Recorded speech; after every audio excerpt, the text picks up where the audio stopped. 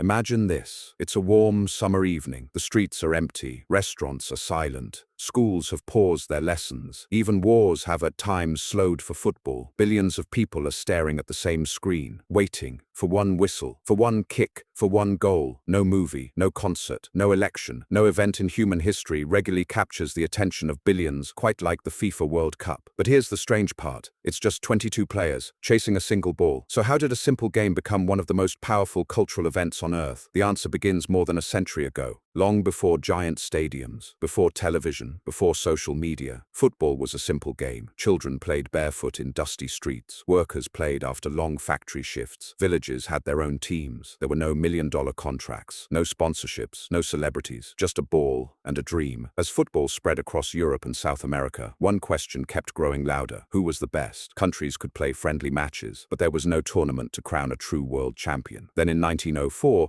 representatives from 7 European nations met in Paris. They created an organization with an ambitious mission to unite football under one global body. It was called FIFA. At first, few imagined what it would become.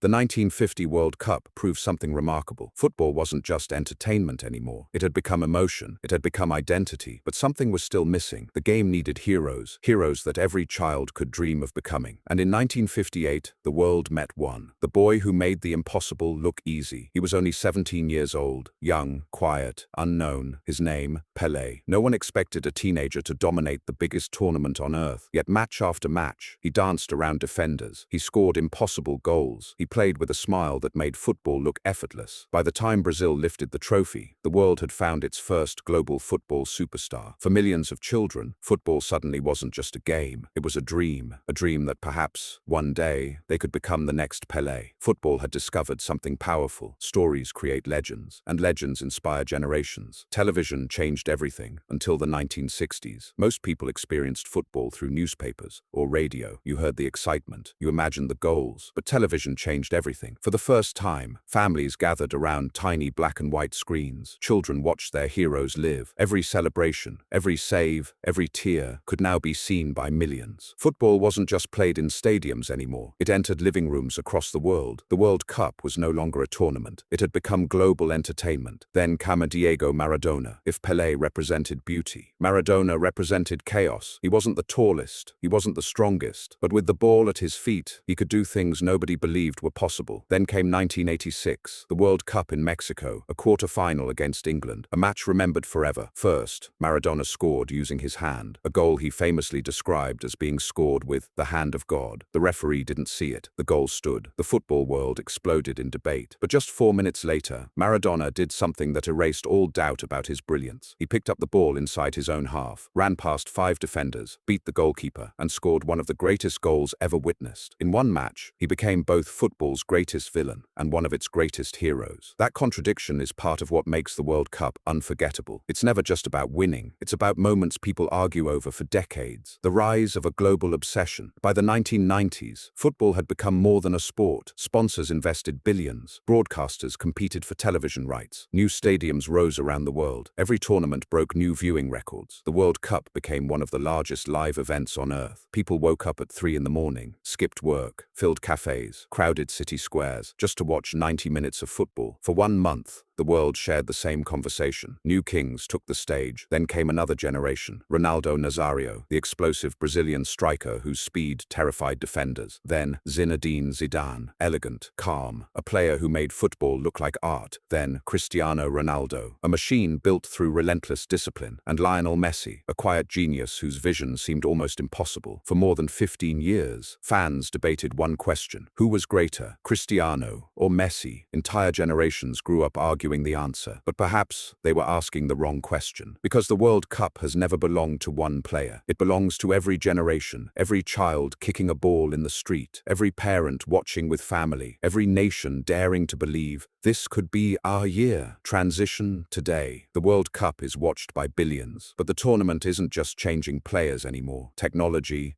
money, artificial intelligence, even climate change are beginning to reshape football itself, and the next World Cup may look very different from the first one played in 1930.